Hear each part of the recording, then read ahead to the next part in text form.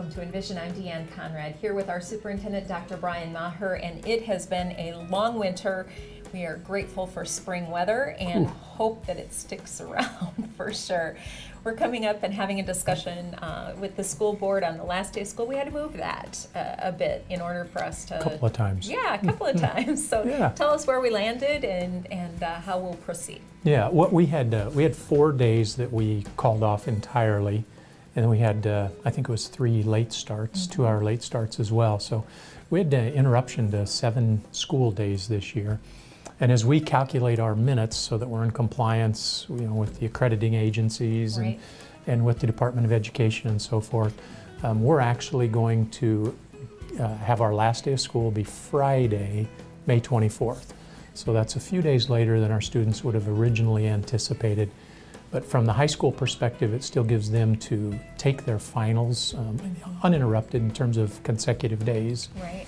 And from the middle school and elementary standpoint, whether it's final projects or final tests or final field trips or Yes. final whatever we lot need of to do, finals. it'll all be done in the context of one final week. Right, and I know that there was some discussion, people saying, oh gosh, are we going to go into the following week, which would be the Tuesday after Memorial Day, and we've just been able to work that out because we do have minutes built in. We're able to achieve what we need to in terms of Right. those numbers, You know, those minutes we need to reach. That's a great piece of importance, I think, because we wouldn't have to make up every day, even that we have, because we do have some time built into our schedule that allows us to meet the minutes. But I think one thing that's important to think of there is when you meet those minutes, you're talking about minimums, and we don't want to be about minimums. So we'd like to make up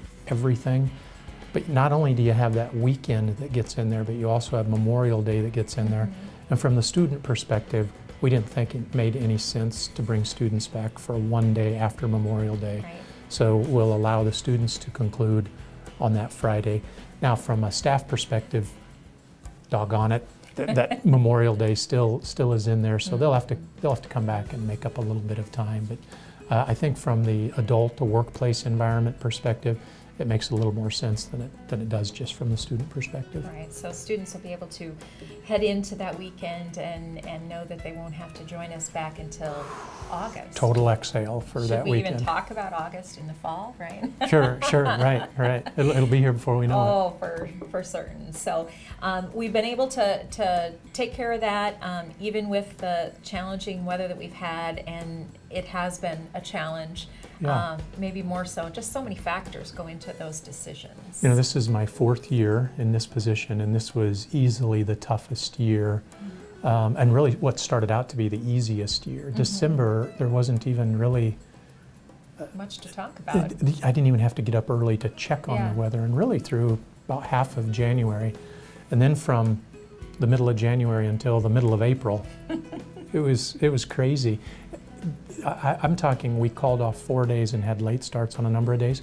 That doesn't even include all the days that we went ahead and had school when it was a little bit iffy outside. Sure.